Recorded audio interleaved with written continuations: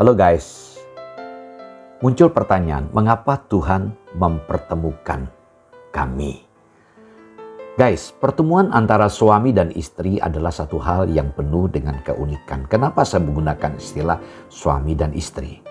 Ya, karena mencari pasangan hidup ada kaitan erat dengan sebuah pernikahan. Nah, guys, tidak ada yang terjadi di luar kehendak Tuhan. Ini yang perlu kita sadari. Demikian juga pertemuan kita dengan calon pasangan kita adalah dalam rencana dan kehendak Tuhan. Pertemuan kita dengan pasangan kita adalah suatu misteri. Misteri dalam pengertian sesuatu yang tidak mudah kita nalar atau kita jelaskan secara rasional.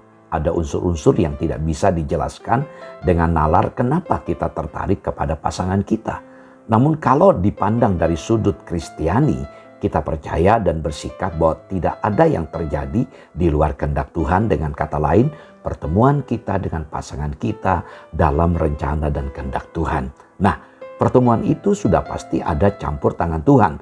Namun di samping campur tangan Tuhan, banyak sekali hal-hal yang bersifat natural yang terlibat dalam pemilihan pasangan hidup kita itu. Hal-hal tersebut adalah ciri-ciri tertentu tentang pasangan kita yang klop dengan kita. Ada dua faktor yang mendasari bahwa suatu hubungan dikehendaki Tuhan. Pertama, menikah dengan yang seiman. Itu permintaan Tuhan, guys. Yang kedua, menikah dengan yang sepadan. Artinya yang cocok dengan kita. Ya, pendeta Dr. Yakub Susabda pernah mengeluarkan pernyataan yang berkata, tidak semua pernikahan Kristen dikehendaki Tuhan. Pernyataan ini masuk kategori yang kedua di atas, guys. Ada kalanya orang Kristen menikah dengan yang tidak cocok, memang seiman dalam Tuhan namun tidak cocok dalam hal-hal yang lain, misalnya kepribadian dan sebagainya. Dalam kasus yang demikian kita harus berani berkata bahwa pernikahan Kristen, dua-duanya orang Kristen tersebut sebetulnya tidak direstui oleh Tuhan karena adanya ketidakcocokan.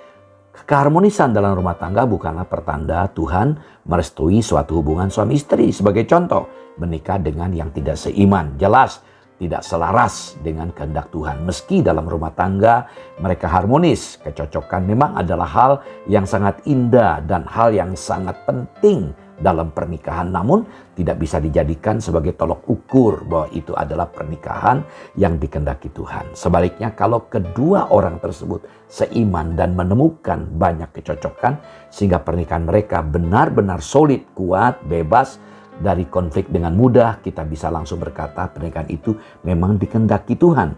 Namun guys, jika pernikahan kita mengalami konflik, itu juga bukan pertanda Tuhan tidak merestui pernikahan kita. Contoh dalam perjalanan kehidupan Ayub, saat istri Ayub mendorong suaminya menjauhkan diri dari Tuhan, terjadilah konflik.